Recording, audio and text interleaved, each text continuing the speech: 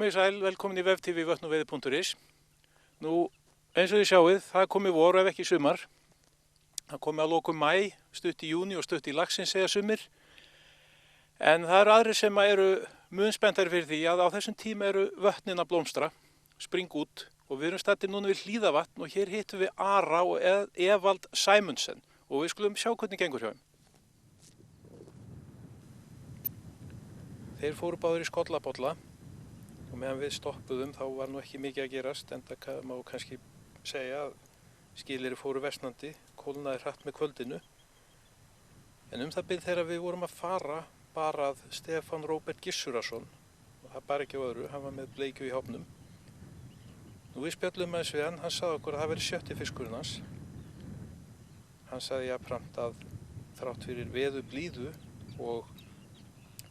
og mikla flugu, þá tæki bleikjan afar illa. Hann var að fá þessa fiska á ýmsar flugur, nefndi píkokk, krókinn. En eflaust fer hann að taka betur þegar hlýnar meira.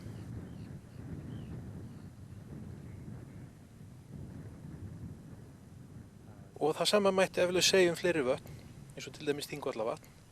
Þar hefur bleikjan verið að byrja að koma að undanförnu, einmitt með hlýnandi veðri. Sömu sögur að segja til dæmis úr Úlfljótsvatni og sömu sögur að segja til dæmis úr Vífilsstaðavatni og Elliðavatni. Þau hafa verið að gefa ágætlega undanförnu, kannski ekkert mikið en alveg góðan slatta.